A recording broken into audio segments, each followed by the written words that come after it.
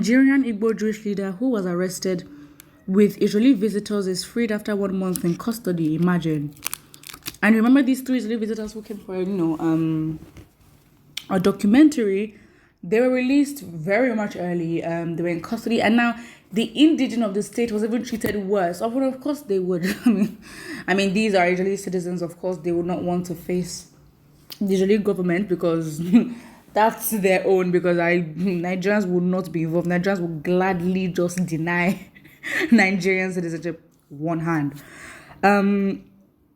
Lisbon Aga, a leader of the Jewish community in Ogidi, Anambra State, has been freed 1 month after it's a woman.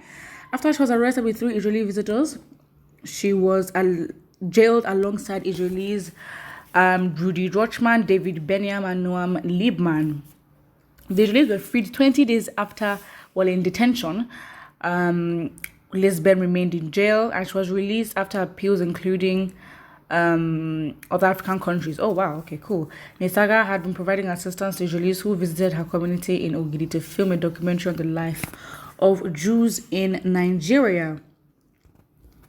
According to her son, Emmanuel, Mrs. Aga and her husband, Peniel, were taken at gunpoint by security forces from their home late at night on the 9th of July. He says they were driven to a hotel where the visitors, who have dual Israeli US or Israeli French citizenship, were staying, and where they too were taken into custody. Emmanuel says his parents were released, but his mother was rearrested after she begged to go with her guests to act as a mediator. Mrs. Aga was driven to the headquarters of the DSS in the capital, Abuja, where all 4 were held in suspicion that they had ties to a secessionist movement known as the Indigenous People of Biafra. Mrs. Aga was released on bail on Saturday, August 7th, following local and foreign appeals on humanitarian grounds. Emmanuel Aga says the family does not know why Lisbon was held for 29 days. My mother is in poor health and doesn't know why she was arrested, he asked. I asked the prison authorities, but they did not give me the answer. They just wanted to be extra because they felt like, she could not get the same treatment as the Israelis. Of course, the Igbos are obviously targeted in the country, and so for them linking her with ties to the Igbo, secessionist group, they just felt like, let's just be a little bit extra. Because at the end of the day, she got was an appeal. They could have chosen to keep her there.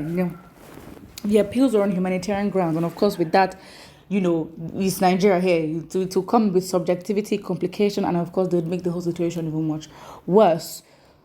So I guess that's what it is. They just wanted to be extra. They wanted to punish her even more because she's Nigerian. Again, she does not have Israeli citizenship or French or US. So of course, she doesn't have any backing. She's on her own. And luckily for her, she was released because it could have gone the way the DSS wanted it to have gone and nothing will happen. Obviously very sad, but I guess it is what it is now. Let's look at the comment section.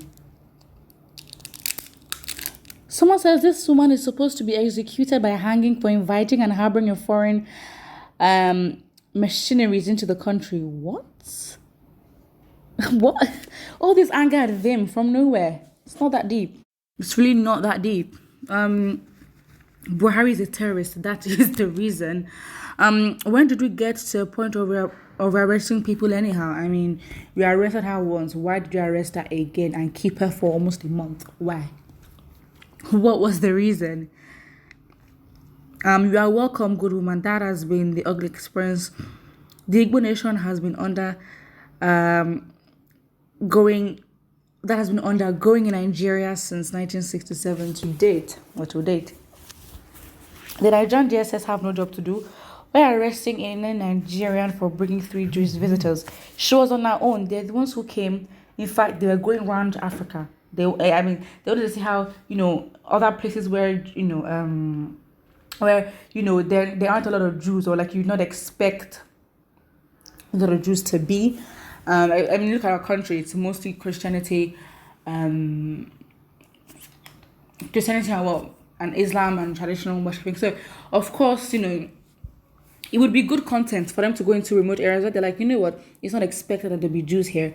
And, these people are practicing it. So, I guess what it is, she did not bring them in. I mean, even if she brought them in, they still shouldn't have done it to her. But in this case, we have to be clear to make sure that we don't give out the wrong allegations or give the leeway for interpretation of what she could have or maybe she did not do. So yeah, I guess that's what it is. We'll look at another comment here. It says, what did the woman do that is against the law of the nation? But but that's not how the law works in Nigeria. The law is there. It is selectively applied. You saying what did the woman do against what the woman do that is against the law of the nation? It's not logical. It does not work.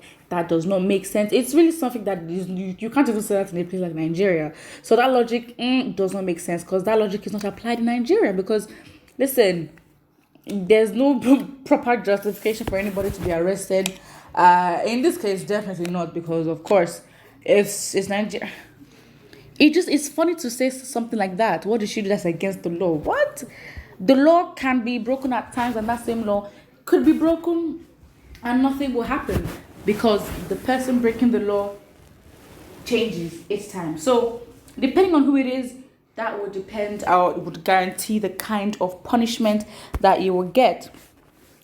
Another person says, APC is turning Nigeria into a military state. Absolutely not surprising that someone would say that. It's not random. The signs are there. The patterns are there.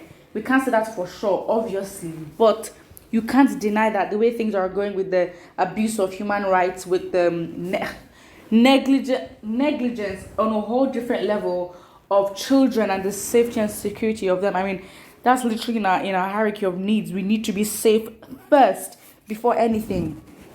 We need to be safe first. If you can't move, your needs, your safety comes first. That is literally the most basic thing that you need for you to even think of trying to survive. I mean, you need to understand your environment makes up who you are. And of course, if you're not safe there, how do you ever reach your potential? And yes, it is very much sad, very much not surprising, very much heartbreaking and strategic that it is children that are going through bearing the brunt of insecurity in the country, which of course is absolutely sad. But this is where we find ourselves.